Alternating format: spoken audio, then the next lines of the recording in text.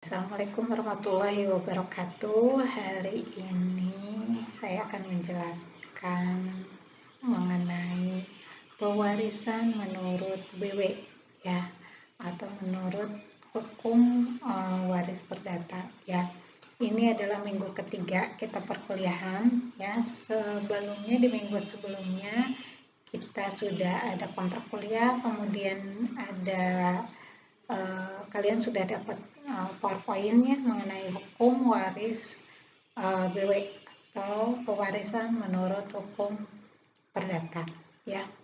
Jadi pewarisan dalam menyelesaikan pewarisan ya itu bisa dilakukan dengan berbagai cara. Yang pertama ada sistem pewarisan atau pewarisan menurut hukum Islam ya. Ini biasanya dilakukan oleh oleh orang-orang yang beragama Muslim ya. Kemudian ada juga sistem pewarisan menurut BW atau menurut KUH Perdata. Ini biasanya lazimnya digunakan oleh orang-orang yang beragama non-Muslim biasanya. Dan ada sistem pewarisan secara adat. Ini masih diakui di beberapa daerah.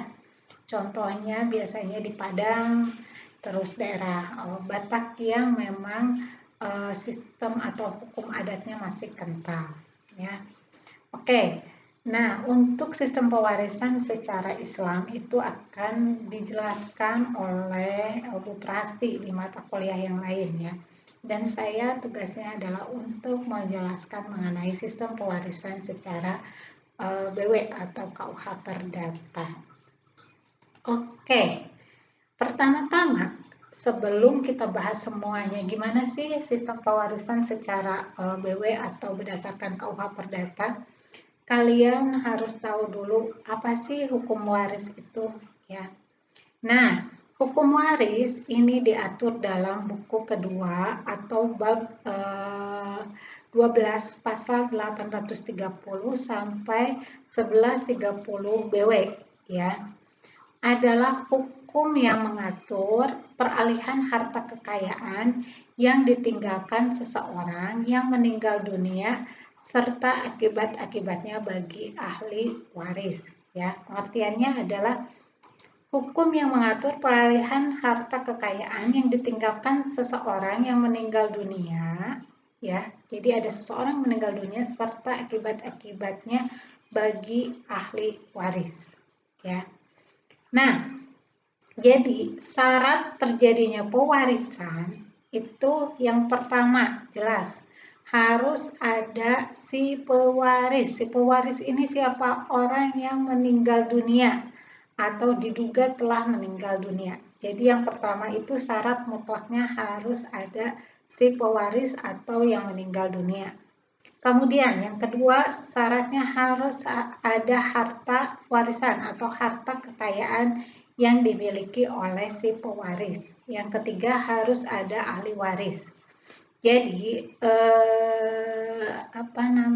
ada 3 syarat mutlak. Kalau 3 syarat ini tidak ada aja salah satu, maka tidak akan terjadi pewarisan. Misalnya yang pertama misalnya tidak ada si pewaris lah.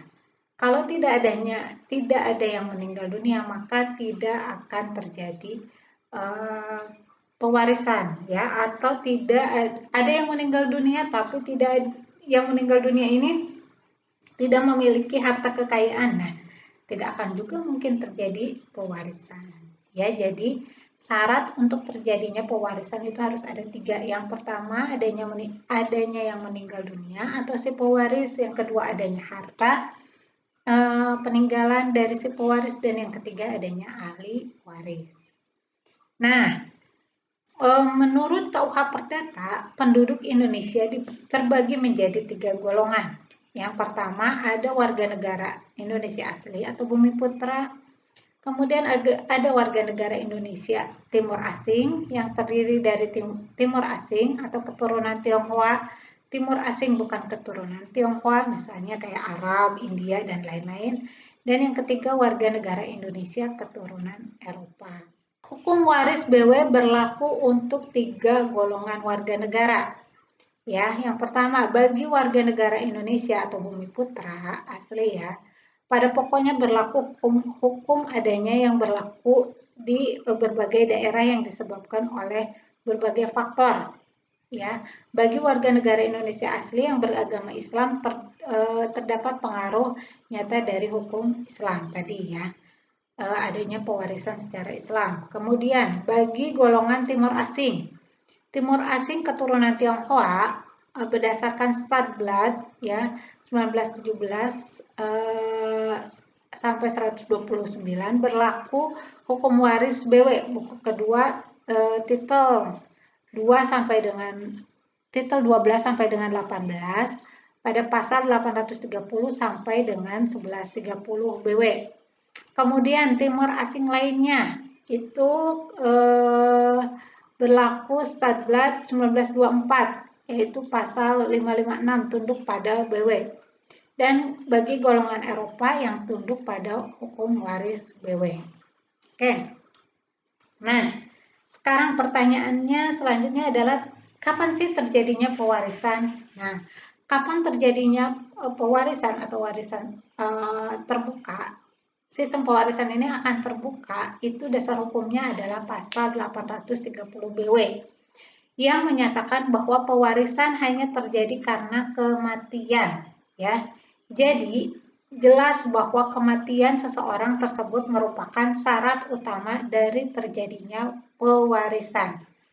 Dengan meninggalnya seseorang tersebut, maka seluruh harta kekayaannya beralih kepada ahli waris dari si pewaris. Jadi, kalau ditanya kapan terjadinya pewarisan, itu dasar hukumnya jelas diatur dalam pasal 830 BW. Jadi menyatakan bahwa pewarisan hanya terjadi karena adanya kematian. Jadi intinya bahwa kematian seseorang tersebut merupakan syarat utama dari terjadinya pewarisan. Kemudian tadi selain ada selain ada si pewaris, kemudian selain ada harta, yang terakhir syarat mutlak adanya pewarisan itu adalah adanya ahli waris, ya. Nah, syarat-syarat menjadi ahli waris. Siapa aja sih yang berhak menjadi ahli waris? Nah, yang pertama, mempunyai hak atas harta peninggalan si pewaris yang timbul karena yang pertama hubungan darah atau pasal 812 BW. Maksudnya 832 BW. Kemudian hubungan karena wasiat. Dasar hukumnya adalah pasal 874 BW. Jadi syarat menjadi ahli waris yang pertama itu harus mempunyai hak atas harta peninggalan si pewaris. Mempunyai hak atau timbulnya hubungan dengan si pewaris ini bisa karena hubungan darah yang dasar hukumnya adalah pasal 832 BW dan bisa karena wasiat itu dasar hukumnya adalah pasal 874 BW. Ya, nanti kita bahas lebih detailnya ya. Kemudian yang kedua, harus sudah ada dan masih ada ketika si pewaris meninggal dunia. Ya, dasar hukumnya adalah pasal 836 BW. Ya, dengan tetap memperhatikan ketentuan dari pasal 2 BW yang menyatakan bahwa anak yang masih ada dalam kandungan dianggap telah lahir jika kepentingan si anak menghendaki. Jika dilahirkan dalam keadaan mati atau meninggal dunia, maka dianggap tidak pernah ada. Nah, kenapa dalam pasal 2 BW ini, pasal 2 KUH Perdata ini kan menyatakan bahwa anak yang masih dalam kandungan dianggap telah lahir jika kepentingan si anak itu menghendaki. Jadi dalam hukum perdata itu, subjek seseorang itu menjadi subjek hukum atau hukum perdata ini mulai berlaku itu sejak orang tersebut masih dalam kandungan ya atau anak yang masih dalam kandungan, jika kepentingannya menghendaki, maka dia harus sudah dianggap sebagai subjek hukum. Contohnya, ya ini dalam hal pewarisan.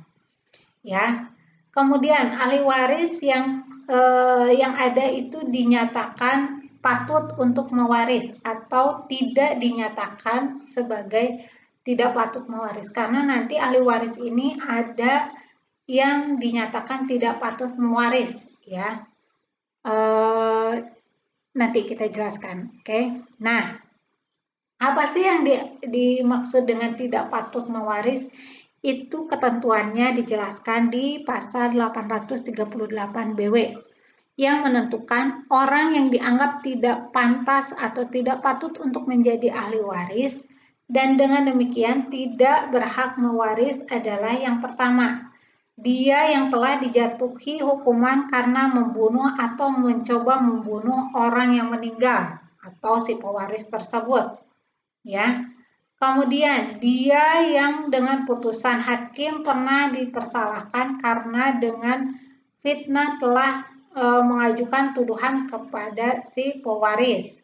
Kemudian dia yang telah menghalangi orang yang meninggal itu dengan kekerasan atau perbuatan nyata untuk membuat atau menarik kembali wasiatnya. Yang keempat adalah dia yang telah menggelapkan, memusnahkan atau memasukkan surat wasiat si pewaris. Jadi jika ada salah satu dari 4 kriteria ini ada di salah satu ahli waris, maka ahli waris tersebut dianggap atau dinyatakan tidak patut mewaris. Dasar hukumnya adalah pasal 838 BW. Selanjutnya kita akan bahas tentang, kan tadi ada ahli waris ya. Ahli waris itu syarat-syaratnya untuk menjadi ahli waris tadi mempunyai hubungan dengan si pewaris. Yang pertama ada hubungan darah atau hubungan karena wasiat. Kemudian tadi harus sudah ada ketika si pewaris meninggal dunia. Jadi anak yang masih dalam kandungan pun harus dianggap ada jika dia dengan syarat dia dilahirkan dalam keadaan hidup. Jadi anak dalam kandungan itu harus dihitung bagian ahli warisnya, ya, ketika ada si pewaris meninggal dunia. Oke, terus yang terakhir dinyatakan patut untuk mewaris, ya.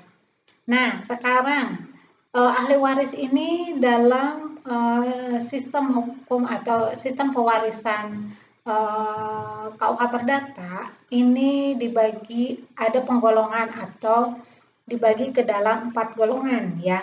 Penggolongan ahli waris dan bagiannya, ya. Jadi dalam hukum waris menurut BW itu dibedakan menjadi 4 golongan ahli waris. Yang pertama, golongan pertama itu golongan ini terdiri dari anak dan keturunan ke bawah tanpa batas beserta janda atau duda. Jadi yang termasuk ke dalam golongan pertama itu adalah suami atau istri yang ditinggalkan, tadi janda atau duda yang ditinggalkan oleh si pewaris, beserta anak dalam garis keturunan ke bawah tanpa batas, ya. Itu golongan pertama. Golongan kedua ini terdiri dari ayah dan atau ibu si pewaris beserta saudara dan keturunannya sampai derajat ke-6. Itu untuk golongan kedua. Jadi yang termasuk ke dalam golongan kedua ini adalah ayah dan atau ibu dari si pewaris beserta saudara dan keturunannya sampai derajat ke-6.